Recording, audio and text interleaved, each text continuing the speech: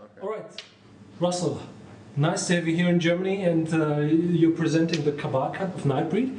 And can you tell us how you got involved in the project? Sure, yeah. A lot like people, I'd always talked to Clive, and I'd always heard that there was a different version of Nightbreed. So I wanted to see it. And then I, through my visits to Clive Barker's home, heard that there'd been a discovery of some rough footage.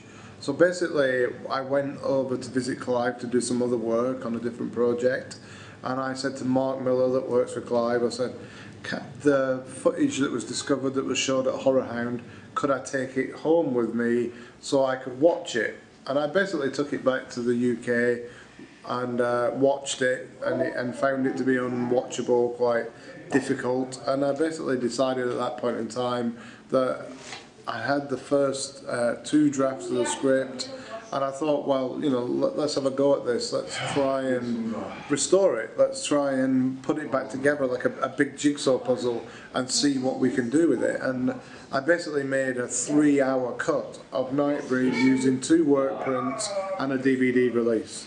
And that took me about 6 months working with an editor called Jimmy Johnson, and we went through that process, came out the other side.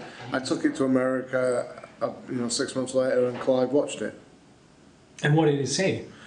He didn't say much, he cried. Okay. Not unhappy tears, but tears of happiness, because he knew that this existed. And then we talked about it, and I went back to the UK, and I got an email from Clive saying, I've got some notes about the movie, I've watched it 2 more times. And he actually just wanted me to make really little tiny minuscule changes. But yeah. But you were basically right on what you put together. 4 changes that were nothing. One was a tiny edit at the beginning. When you watch the film, it says Boone, Boone, to introduce the character Boone. In my first cut, it said that 3 times, and Clive wanted 1 taken off. He wanted me to move 1 sequence when Boone's tripping. He wanted me to put a piece of music when Laurie goes to visit him in the mortuary, and he wanted me to put a piece of music on the end. That was it. They were his only changes. For people who haven't seen the Cabal cut right now, what would you say is the biggest difference between the Cabal cut and the theatrical version? Well, this version is I call it Gone with the Wind with Monsters. It's actually now a love story, and the biggest revelation is Laurie. She's a completely different character. You see her in much more detail. You learn so much more about her. You also, Decker is a revelation because we find more things about him. But we spend about 50–60% more time in Midian. And we also learn about the Sons of the Free, the people that come along at the end and want to destroy Midian. That is developed so much more.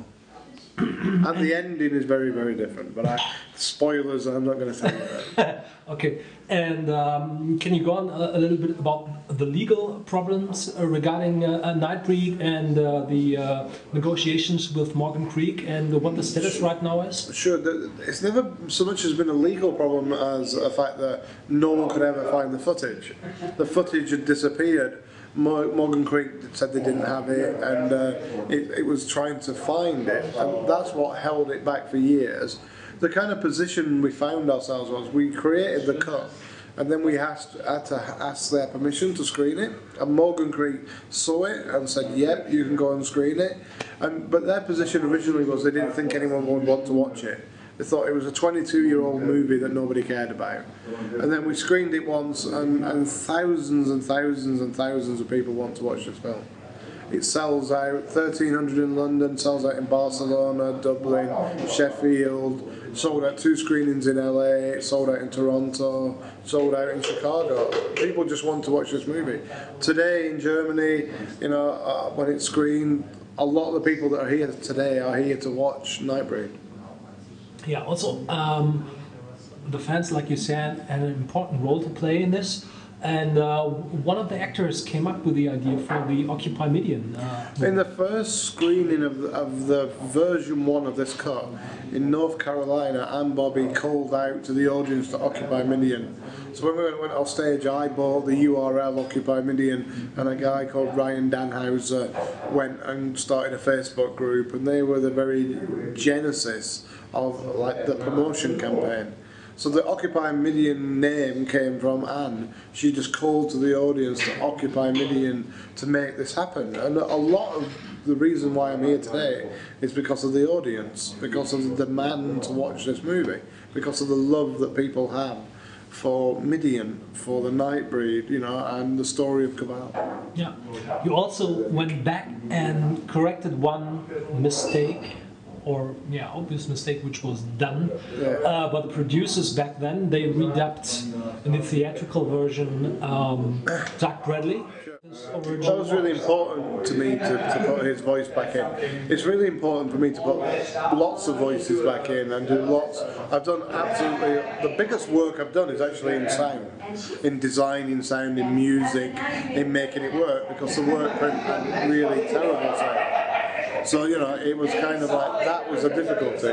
But Doug Bradley came to where I was, and we basically re-recorded, you know, his voice to the film. And I created a little 3-minute piece that I put on YouTube called Dub Duck, that lots of people saw, and that was the first time that lots of people knew there was a different Nightbreed and that potentially they could watch it. Yeah. We did that even before Occupy Midian. Yeah.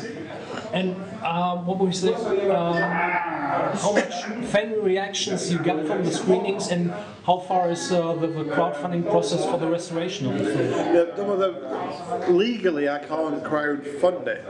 And legally I can't sell copies, right? It has to come from the studio. The studio makes their decision on funding this by knowing that X amount of people will buy the movie. So what you can do if you want to buy Nightbreed is go on Occupy Midian on Facebook or the web and sign the petition and say, I would pay €30 for a Blu-ray of Nightbreed, and that's what ultimately makes the studio decide to fund the end part of the restoration. But I know now from talking to Morgan Creek that they're really interested in doing this, and it's my hope that this time next year we will see, you know, a version of Nightbreed, you know, that we can buy. What will be the next step to the DVD and Blu-ray? Is it possible to maintain all the original footage somehow? Well, what will happen next is a full telecine digital restoration, or a restoration of the work print which is quite expensive, about €50,000 to do that. From the elements. From the elements that we have. Worst case scenario, we can make a DVD quality piece, but ultimately, you know, we want the original film, but we need to find that. And this is a bit like Indiana Jones looking for something in that warehouse. But we're trying our best. It will happen. I believe it will happen. So.